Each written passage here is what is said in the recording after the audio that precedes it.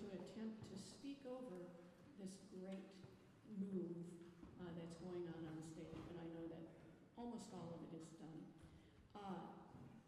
As you know, this evening is a great celebration, and it's my honor at this moment to celebrate a very old colleague and a very beloved colleague of mine. I'm going to read something written by Marty Rosen. He used to be with or maybe he's still with the Courier Journal, but he and Mike go way back. And I'll read this, and then I'll invite the one and only Mike Tracy on stage. So, in 1981, the first edition of a book called Pocket Changes was published. Physically, that book was pretty small. At 4 by 6 inches, it was just a bit larger than a postcard. But its impact was enormous. In case there is anyone here tonight that doesn't speak the language of jazz, in that vernacular, changes is shorthand for the chord progressions that guide jazz improvisers through the harmonic structure of a song. And that little book contained the changes to 421 songs, providing a portable core repertoire that any working jazz professional or student could stuff into a gig bag and carry to the gigs, jam sessions, lessons, and practice rooms. A few years later, Pocket Changes 2 was published. And for subsequent generations of jazz players, those little volumes have become a kind of common hymnal that makes it possible for any and all jazz players, wherever they are, whatever language they speak, to conveniently come together to play music on common ground. It seems very fitting that chronologically the first item on Professor Mike Tracy's CV is a book called Changes, because across the span of his career, the one constant is that he has been an agent of change. In the 1970s, he was teaching at Bellarmine University when he noticed that about 20 of the students in his studio were actually U of L music students, taking jazz through the Metroversity program. He approached then Dean Jerry Ball, who brought him on board to teach those students here. During the 80s, when I was graduating from high school, during the 80s, he started recruiting students into his ensembles and started incrementally building a jazz program from scratch, while simultaneously building his own career as a scholar, arranger, performer, and educator. A career that, though it must have seemed wildly unlikely at the time, would eventually give him a global reputation and change our then tiny jazz program into one with a truly global presence. It was in the 1990s that Professor Tracy's passion and infectious enthusiasm began attracting the base of academic and community support, the all-important contributions that enabled the School of Music to begin attracting the kind of world-class jazz players, educators, and students who now play such a vital role in the School of Music faculty, and who turned our hallways, concert halls, and practice rooms, and this very concert, into a joyous mix of sounds, from Palestrina, Bach, Mozart, Joan Tower, and Julian Anderson, to those of Charlie Parker, John Coltrane, Miles Davis, Duke Ellington, Wes Montgomery, and more. And simultaneously, he started building toward a change that would create a vibrant and enduring community presence for our jazz program by developing, organizing, and fundraising to create our annual Jazz Week Festival that over the years has become a fixture of Louisville's cultural scene, bringing in jazz luminaries like Dave Brubeck, Alvin Jones, McCoy Tyner, Wynton Marsalis, Marion McFarland, Billy Taylor, and many more, to not only perform for the public, but work closely with our students.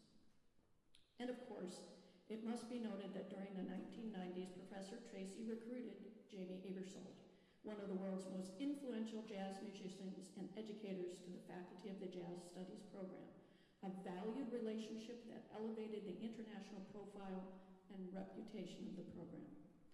For more than 4 decades, Professor Tracy was a faculty member and organizer of the world-renowned Jamie Aebersold Summer Jazz Workshops, which from 1977 to 2019 brought tens of thousands of jazz musicians to the School of Music as students, teachers, performers, and audience members. Professor Tracy also founded the Louisville Jazz Workshop, which serves several middle and high school students, and now leads the Louisville Summer Jazz Workshop. Like any great academic program, the success success of the jazz study program hinges on its faculty, and much of the program's success owes to Professor Tracy's recruitment of a world-class faculty, a process that began in 1991 when he raised funding for a new position and recruited Grammy-nominated John LaBarbera, trumpeter, arranger, and composer, whose resume includes work with legends like Buddy Rich and Buddy DeFranco's Glenn Miller Band. And of course, the other dimension that defines a great program at the University of Louisville is mindful engagement outward to the entire community we serve.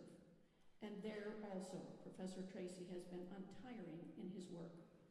For instance, he worked with the Kentucky Lions Eye Foundation to bring Doc Severinsen to Louisville for a Jazz for Sight concert, and partnered with Doctors and Lawyers for Kids to organize a fundraising concert featuring Carmen Bradford.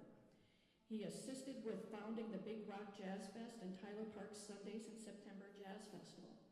And though change has been constant in Professor Tracy's career, from long before he joined the U of L faculty, he was committed to jazz education.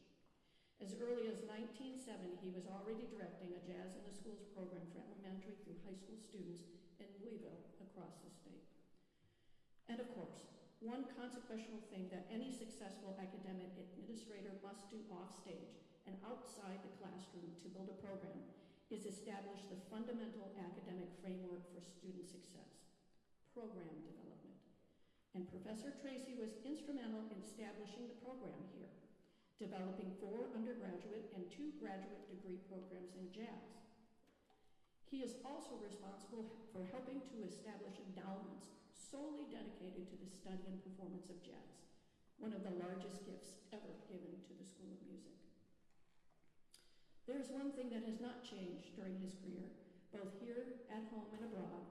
Professor Tracy performs regularly and records when he can find time, often with his award-winning ensemble. But he also performs in far-flung places. He is much in demand as a jazz ambassador around the globe. He has performed and taught as a Fulbright specialist, has consulted in 24 countries on 4 continents, and everywhere he has gone from Singapore to Ecuador to Russia to the Republic of Georgia to Brazil to Australia and Estonia. He has built musical bridges with our counterpart music educators, creating faculty and student exchanges, recruiting talented students, and systematically changing our program into an international crossroads for jazz players and students. And though that sounds glamorous, he has also shouldered the enormous amount of background grunt work, like arranging home hosting for dozens of students and faculty visitors here, and giving U of L faculty and students opportunities to work and play with their counterparts abroad. For 4 decades, Professor Tracy has been changing our culture and our programming, and always for the better. Now, of course, Mike is retiring, at least in the formal sense. But if his past is prologue, for him being a change agent is the one constant. I say to retirement, look out, Mike is coming, and he's very likely to change you. Ladies and gentlemen, Mr. Mike Tracy.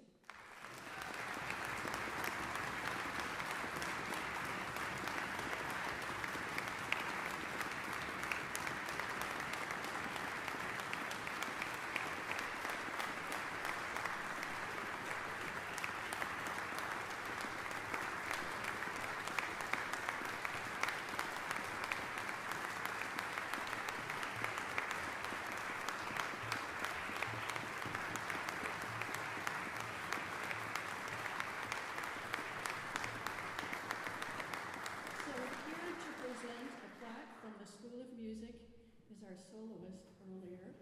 We've got the new and the old, or the old and the new. Got it? Kind of symbolic. Yeah. And it says, Professor Mike Tracy, with enduring gratitude for your decades of service. I keep saying decades, don't I? Yeah. Decades of service at the University of Louisville School of Music, and for your local, national, and international impact on jazz education, beginning in 1978 and extending to this day and well into the future. We congratulate you. We celebrate your legacy and offer our best wishes on your retirement. June 2023. Congratulations.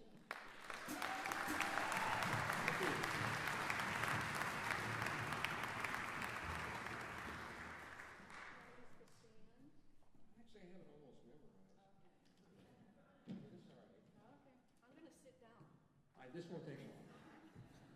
But I can't tell you how much I appreciate you being here, the kind words that Kim shared, and just the idea that this time has come. And this is really appropriate. And I thought about this too when I knew Nick was going to play on this recital, or this concert. It's ironic, in 1970 when I came here at the U of L as a student, excuse me, I was his age. I didn't play as well as he did. But I was here, and it was, you might find this interesting now, at that time, saxophone was not a welcome instrument. We had to work really hard to be accepted and to be included in everything that was going on at school. So it was quite a battle, and it was worth it. I really think it was really a great thing to have things come up to someone play as well as Nick and all the students on stage as well. It's an incredible experience. I do need to thank some people, and please bear with me because I won't get to do this again. And some of these people you're going to know, some of them you might not. First off, I think it's really important to mention my mother and father. They instilled in me a fierce work ethic, a love of music. They had a love of music and anything creative. They never went to college, but they embraced everyone regardless of their background. They did whatever could to help my brother and myself. They taught me to think things through to the finish and finish everything I started. To dream big, and that everything was possible. My brother was an actor in Evita on Broadway, so we dreamed big. I want to thank Fanny Stahl, a name from the past, who was my first teacher in elementary school. She was an incredible educator.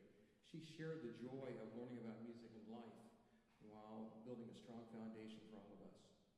A name some of you might know is Harold Wick. Harold was my band director from the age of 11 years old, and he was one of the founding members of the Louisville Orchestra. He provided me with significant opportunities at a very early age that were invaluable experiences for me. One was trusting me to direct the pep band, which was like a jazz band, at the age of 16. I was solely responsible for everything. That's incredible, I think back on it. Since high school had very few double reeds, he also transposed all the oboe and bassoon parts for me, so I got to play an orchestra. So I got the experience playing here that most saxophone players would never get to do. Another person, Jack Crutcher, my private teacher, who was also a member of the Louisville Orchestra, showed me the value of learning a variety of styles. He played in the Elo, Dixieland Band, Broadway shows, dances, weddings, and more. He was a working man's musician and able to adapt and enjoy everything he was able to do. I want to thank John Hoover and Leon Raker, both professors here at school, because without them, I wouldn't be standing here. They encouraged me to come back to school and to teach here. Jamie Ebersol, my mentor and guide for over 50 years. He introduced me to the vast world of jazz and jazz education. Jamie provided me with opportunities that one could only dream of, and I'm forever grateful to him. From my early 20s, Jamie enabled me to interact and work alongside master educators and musicians, people like David Baker, Jerry Coker, Dan Hurley, Rufus Reed, even Ed Soap, who's going to be playing with us tonight. All those and many more. It was my opportunity to get a PhD, an invaluable gift. His mantra, do what is best for the students, became one of my directives. I need to thank Vadim Arsky. Vadim introduced me to Brazil, its culture and its music, which has changed my life and the lives of many others. I see him and my Brazilian family in a few weeks, and we'll be able to celebrate once again. Jerry Coker, he's my Yoda. He's the wise one. Jerry shared his wisdom and philosophy freely with me, allowing me into a very special world. His comments and insights continually touch all parts of my life. Max Baumgartner. Max was one of the kindest, most supportive, and non-assuming individuals I've ever known. He always listened. You knew he was listening to you when you spoke. He willingly gave of his time and energy to everyone. He gave it freely with no desire for recognition. That was Max. For those who knew Max, they will appreciate that all he wanted was when we went out to lunch at Jack Fry's, that we got 2 scoops of ice cream with the cobbler, and we would share it. That was Max. He gave a tremendous gift to the School of Music, to the jazz students, and he wanted no recognition. A very special man. And for him, he trusted me, and I am forever grateful for that trust. All of these are great role models, caring, dedicated educator, supporter of the arts, good people who love to make music, love to listen to music, willing to help others find their own path. Like any good jazz soloist, I was fortunate to have such amazing guides. I'm grateful to the School of Music for enabling me to follow my path through all these years. I encourage you, all of you, to reflect on all those guys you've had in your life, the people who made a difference, and whatever you can do to help others. Blake and Jenna, my children, thank you for being patient with me, for sharing me with others, and for staying asleep all those nights when I practiced late at night. My wife, Melissa, it took me a while to find you, 60 years. I kept looking, finally found you. I'm so grateful that I did. Someone who loves me, loves the music I love, and who always has my back, has my best interest at heart. I couldn't ask for more. Finally, thanks to my friend and colleague John LaBarbera for writing such an interesting, fun piece that we're about to play. Thanks to Kim Lloyd, Chris Fitzgerald, Gabe Evans, Ed So from the orchestra for making this all come to life. Thank you very much. Let's make some music.